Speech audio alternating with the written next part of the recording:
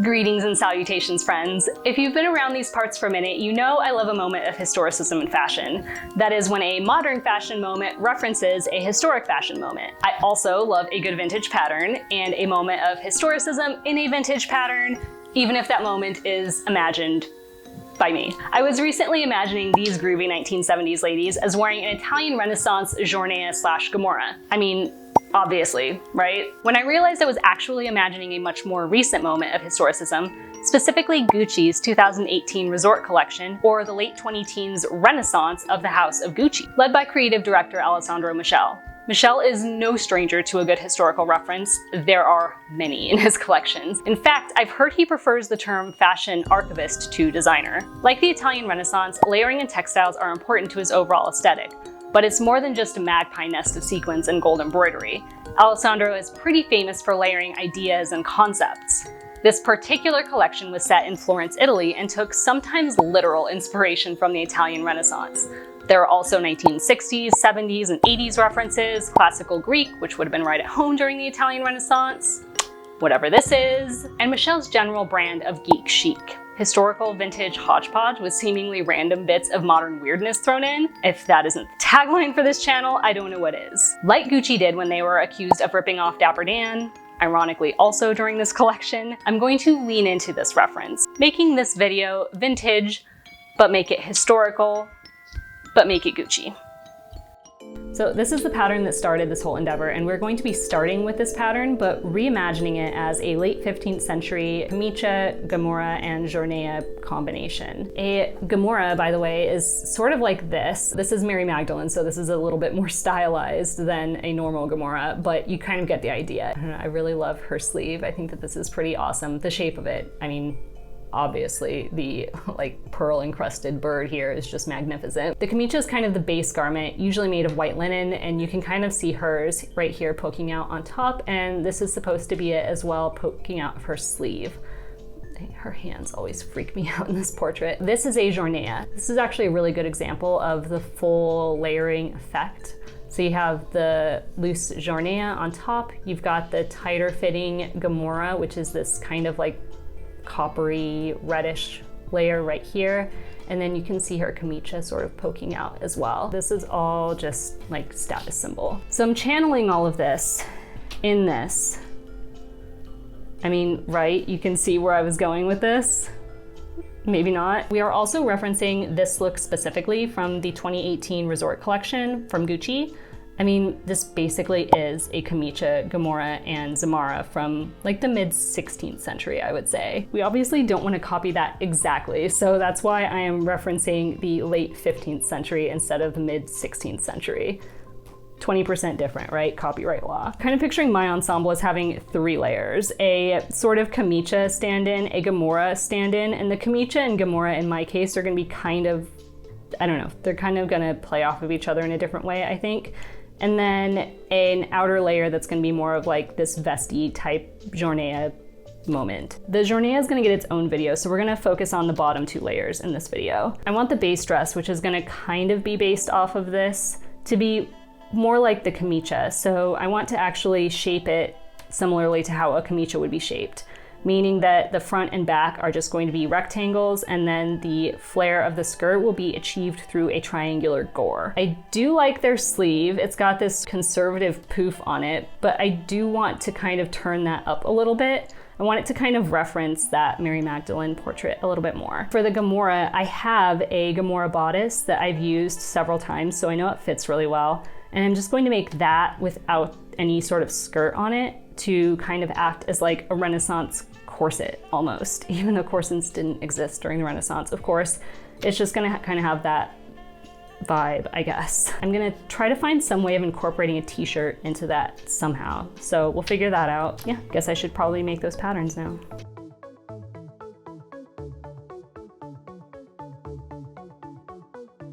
The vintage dress pattern is super basic, so I started with a sloper instead. Not these super cute half-scale slopers, but this is much easier to demonstrate. I drafted out the bust dart by rotating it into the waist dart, which I will be ignoring from this point forward. I then drew a straight line down from the point where the dart was, making the body of the dress a rectangle. I extended this to 37 inches from high point shoulder, which is the length of the vintage pattern. The back of the dress will be a similar story, except that I rotated the dart to be at the back of the neck because I prefer the fit.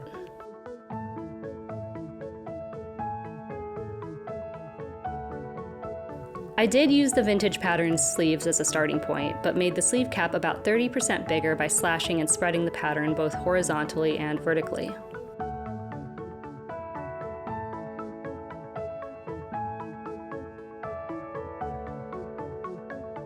Okay, so here is the first wall.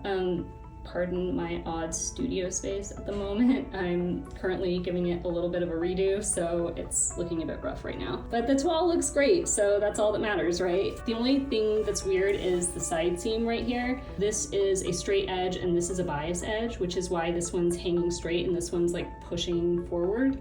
So to fix this, I will just be cutting the gore as two gores instead of one big gore, and then that way both of these edges can be sewn to a straight edge and the bias edge will be running down the center. So hopefully that will just even things out a little bit. Also, the front here, the front is the right length. I don't know why I cut the back so short. This sleeve needs a little bit of work. That's why I only do one sleeve at a time. Honestly, I made this sleeve cap bigger and I feel like it's still really tight, which leads me to wonder like how small the sleeve cap was to begin with. Also, I made it longer and like obviously I overdid it a bit. I'm gonna obviously make it shorter, tailor in the sort of forearm a little bit, and make the cap much bigger. I'm gonna be kind of channeling the Mary Magdalene portrait. I mean, you can imagine it with the corset bringing it in right here. It's pretty basic, so I didn't think it was gonna be too far off. But yeah, excited. Now, naturally, we'll be going to Premier Vision in Paris to choose fabric just like Gucci. JK, we're going to the local fabric by the pound shop. This particular shop sells dead stock fabric, which is cool because at least I'm using previous overproduction rather than signaling further overproduction of new fabric. I found I was pretty attached to the mauve satin used by Gucci, and luckily I found this satinish fabric, which I believe is silk-faced and viscose-backed. This satin was thicker than charmeuse, but not as stiff as duchesse. This kind of slinky fabric can be a bee to work with, but here's where the historical marking method actually helps out. Rather than pinning the pattern to the fabric and cutting on the fold, I marked the full pattern using a pre-tested disappearing ink, ensuring everything stayed on grain.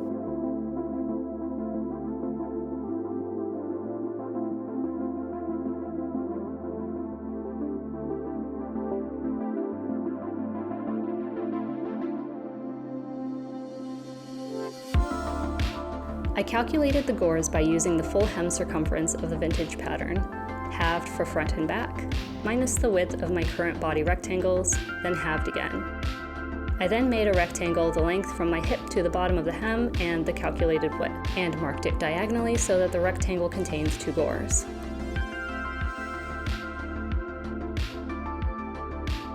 The back darts are sewn first. Then I attached the four gores to their corresponding body rectangles, which makes the front and back panels whole. A smart person would just finish these seams off by making them French seams. Instead, I hand-felled every single seam after sewing it all together. I have regrets. I then attached the side seams and the shoulder seams.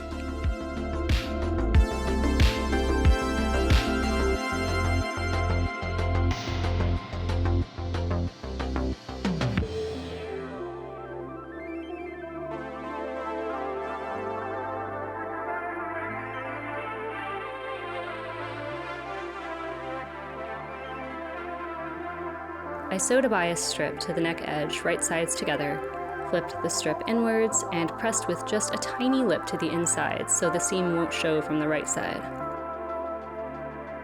This fabric was beautiful and not the worst to work with the exception of pressing. All of the edges just wanted to stay round. At the neck, I tried to make an invisible prick-stitched edge stitch to force the edge to be crisp, but I was frustration sewing, so naturally it didn't turn out so well. It's fine, it's getting a trim, which is the sewing version of I'll fix it in post. I pressed the other edge of the binding to the right side and fell-stitched the fold down, trying to be as careful as possible to only catch a single thread from the body fabric. I sewed the back seam, leaving about 10 inches open at the top. I double folded each side of the opening inward and fell-stitched the fold in place to finish the edges.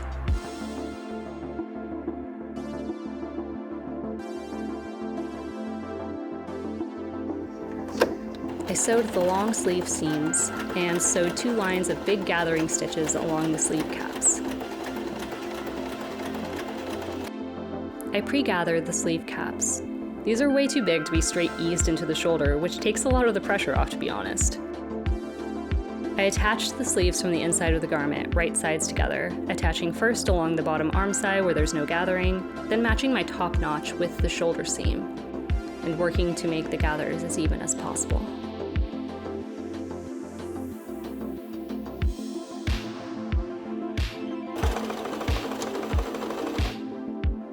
There's the dress. She's currently sitting on her dress form, waiting for the hem to drop and level. Since these side parts right here were cut on the bias, they are kind of stretching a little bit, which is why, like, you can see right here how unlevel the hem is right now. So once that all kind of settles into place where it wants to be, I will decide what length I want her to be.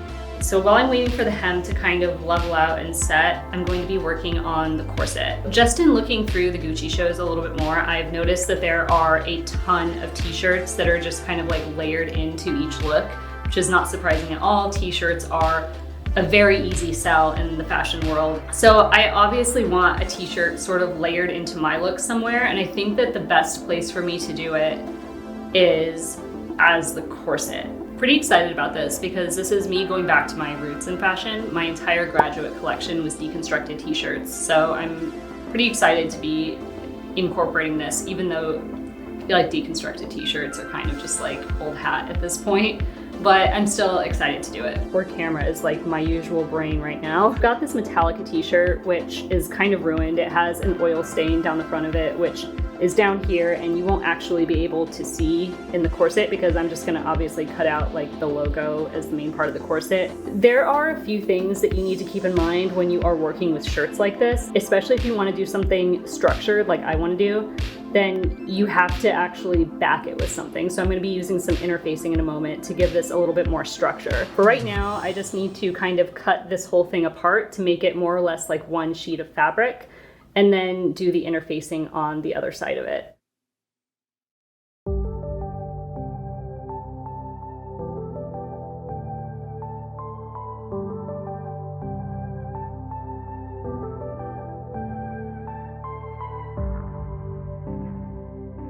This is plain craft store interfacing.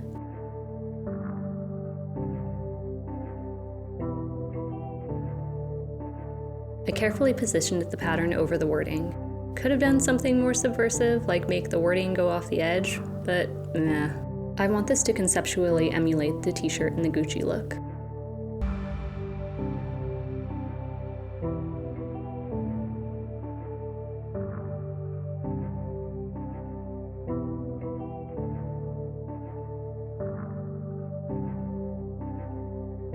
The linen/cotton blend lining fabric was left over from another project.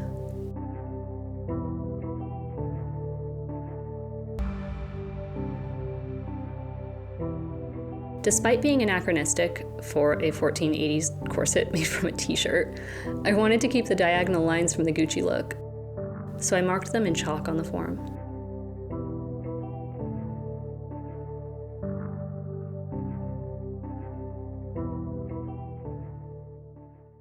Lest it ever seem like I am 100% decisive.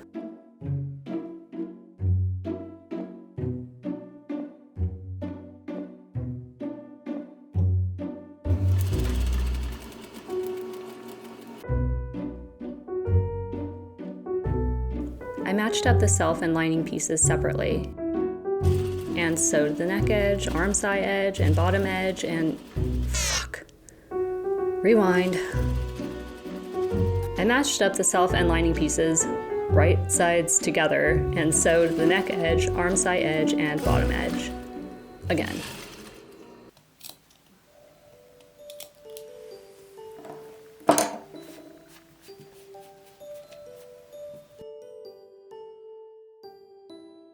I flipped everything right side out and I pressed the edges, again with a slight lip so that the lining won't peek out from the right side. I turned the raw side edges in 1/2 inch. There were many closure methods used for Gamora. I chose lacing rings. I had 28 rings total, so 7 per side, meaning my spacing was the length of the side edge divided by 6 and then 1 ring at the top, or every 1.25 inches, which is kind of far apart. Every 5/8 inch would be better.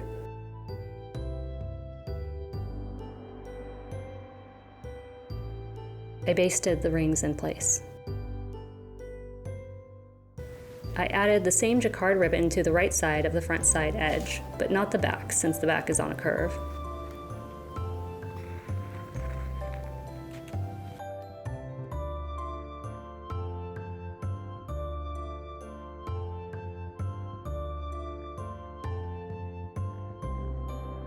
I made a pretty critical mistake in that I used the entire length of the raw side back edge in my ring distance calculations without subtracting seam allowance. So I had to extend the length with the jacquard ribbon. Not ideal, but not the end of the world. I prick stitched a grosgrain ribbon to the inside to encase the rings and the raw edge.